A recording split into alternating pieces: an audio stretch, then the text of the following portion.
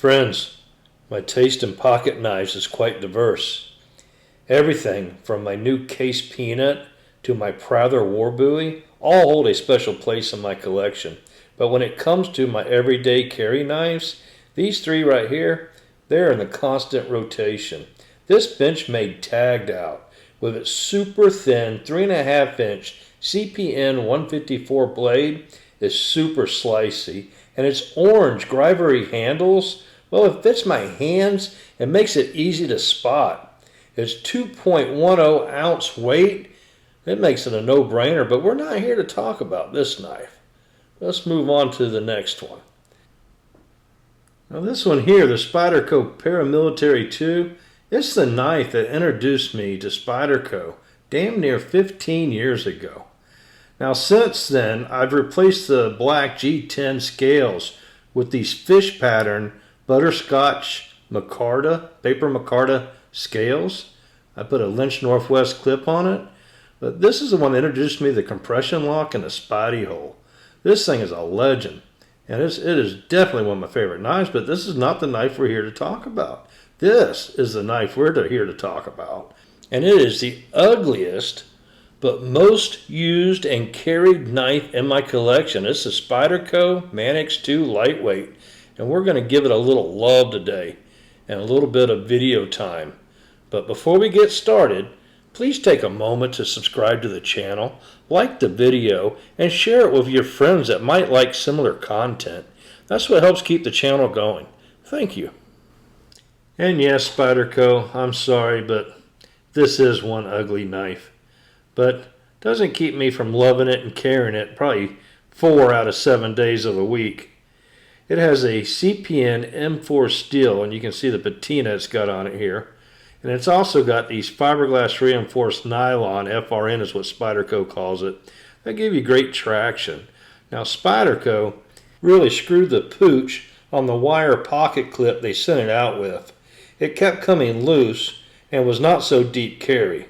So I replaced it with a Lynch Northwest deep carry clip, which looks a lot better and is nice and tight on there. It just goes down in those grooves and works really well. Here it is compared to the Para 2. As you can see, it's not as deep as the Para 2, but it is still a very nice pocket clip. Thank you, KC Lynch. You do a great job. Now, even with its not so stellar looks and a horrible pocket clip, the Spyderco was only $116.95, $125.14 with tax to my door. And that just goes to show that Spyderco produces one of the best value knives on the market. A knife of this size and stature with this blade and this steel and that ball detent for that price, it's an outstanding value. And I've been carrying this thing for since March, but here lately I've noticed that the blade is getting a little dull. All I've ever done was strop it, but the stropping's not really working so much anymore, so it's time to give this knife some TLC, and that's the point of the video here today, because we're going to strap this ugly kid into the Hapstone RS knife sharpener and use our Spyderco ceramic stones along with this cheap Chinese microscope to bring back the edge on this little rascal. Now, as I stated, this blade with the CPM M4 steel has been a stellar performer. So I really don't want to go reprofiling the edge. I want to repeat whatever it was that Spyderco did at the factory, because this one was correct right out of the box. So I'm using the little microscope, this Chinese microscope I got off of Amazon, and taking a look at what bevels have been ground into this blade so I can see what profile I need to try to copy. So right now I'm just working my way down the blade towards the tip, and then we will come back and scrutinize what it is we see. Now check out here at the tip. This is probably just some wear. You can see it's got 2 there, and then here, look, 1, 2, and then 3. So there's 3 different angles here in the belly. And then when we start getting towards the middle, it's more like 2, but you can see a third one's trying to start in there. And then as we get back towards the handle, we're really just seeing 2 there, like here. So this is probably the closest to what came out of the factory right here. They put a bevel on there, then a micro bevel, and sent it out. Probably what we saw up top was where I was stropping it, and I don't remember, but maybe I did put it on one of my Spyderco stones at one time. Obviously it's got more than one angle. So alright, so now that we know what we're working with, let's get the sharpener set up and see how this microscope's going to continue to help us sharpen this blade. Now normally I would just decide what angle I wanted to sharpen my blade at depending on the use of the knife, and then use my little digital angle finder and set up the Hapstone sharpener to whatever angle I wanted. But we're not going to do it that way this time. I'm going to do the Sharpie method. I'm sure you've seen this before. I don't do this very often, but I am here. So I'm going to put the Sharpie on there, and then I'm going to run my stone on there. We got the Spyderco medium. I'm going to run that on here a few times and then take a look at it with that microscope again and see if I can tell what bevel or what we have going on and what bevel I need to set the Hapstone to. So out comes the little microscope again.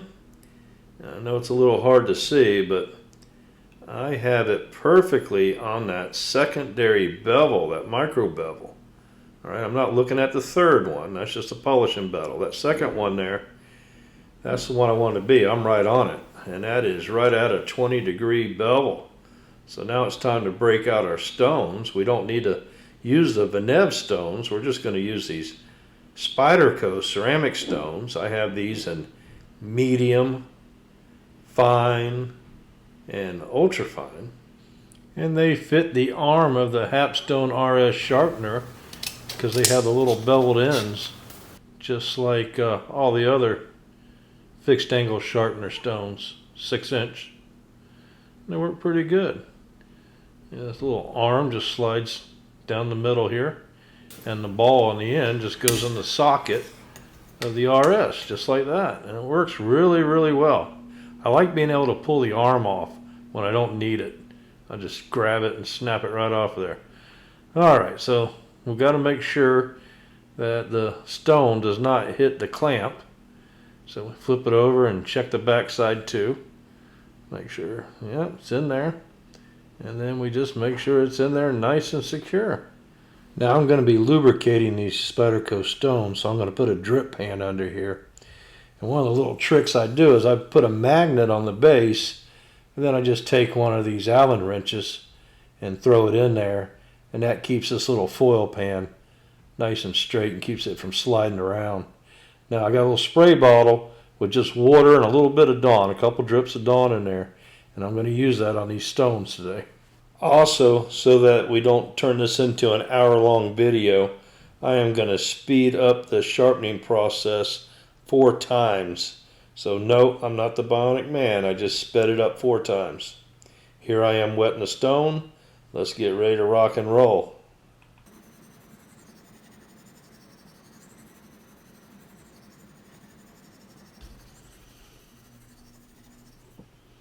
Alright, so now we're going to wipe it off.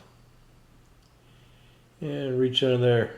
Yeah, you can feel a little bit of a burr right there. So now it is time to flip it. And do the other side. Squirt, squirt. And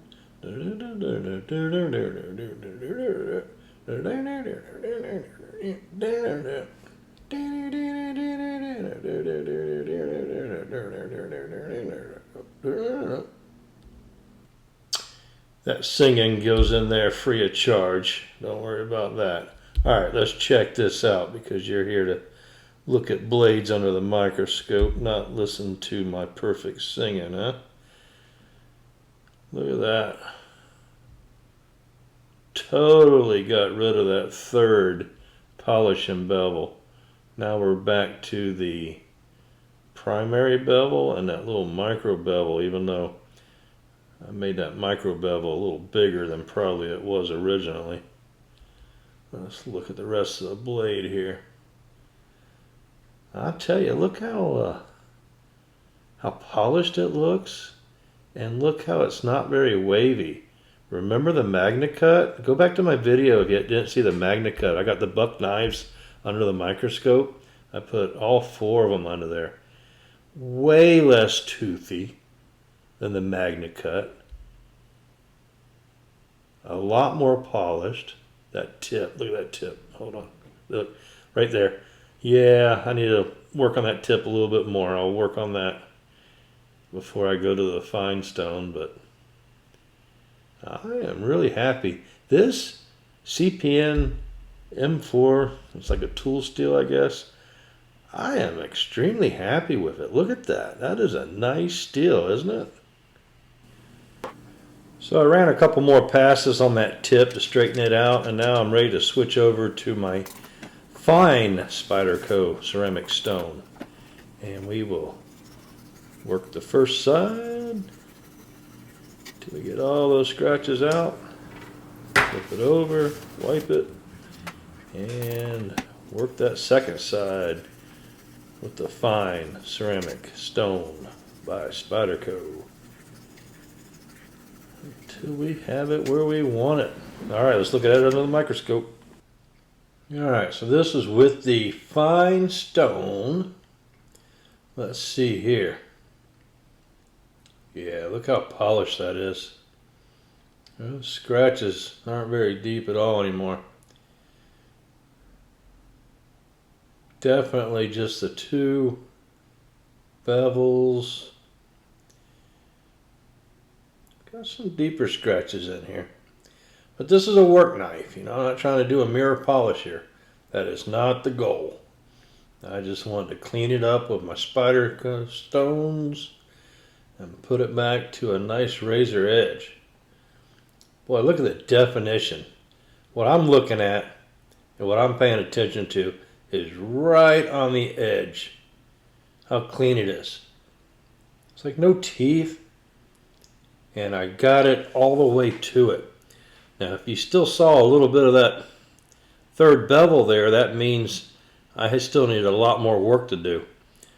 And my tip looks a little better. I think I went a little overboard on it, but that's common on a tip. So now we're going to go ahead and clean those up, put them away, and get out our ultra fine Spyderco. Normally you could skip this step. Normally I probably would skip this step, but you know, I'm making a video, so why not? Let's just go ahead and break out the ultra fine. I think this is supposed to be up there around the ballpark of 5,000 grit or something, but let's go ahead and run it on here and let me show you a couple different angles here. Make the video a little more interesting. Alright, don't know if you're interested or not, but I'm going to give it to you anyway, alright? Alright, so we finished cleaning that up, and one thing I like to do is work the knife on a leather strop. There is something therapeutic to me just working that blade on that leather, and let me tell you, it is rewarding too, because it does sharpen up that knife. You see that green compound on there? It just turns it into a razor. Now, I got a video on that, how to sharpen your knife for $20. Check my playlist, and you can learn all about leather strops. Alright, let's put all this junk away, clear it off the table, clean up our mess. There's our blade. Let's get my G96 gun treatment out. Spray this thing down good, both sides, up in the belly. Get it all up in there and get whatever compound, whatever junk, whatever I've been cutting off of this blade, off the handle. Clean it up good. Make her pretty again. She needs a little TLC, right? Alright. Check out the action. Drops nice and free. No end play, but we are going to put some zero friction oil in there from Pro Shot. Is my favorite oil. I'm not sponsored or anything, but I do buy this all the time. Been using it for years. Get it all up in there and work it in. Really good. Work that ball detent. That's one thing. That ball detent will stiffen up on this knife if you don't work it. Keep it oiled. I guess a little dirt gets in that spring or something. I don't know. Anyway, just gotta work it in there. Get plenty in there. Get it wiped off. All right, let's do the paper test. Let's see how she does. Everybody knew it was going to be a razor blade. All right. Anyway, hey friends, I appreciate you checking out my video, sticking with me. I hope this kind of stuff interests you. It obviously does if you stuck around this long. Please subscribe to the channel, like the video, and share it to one of your friends. Thanks for viewing.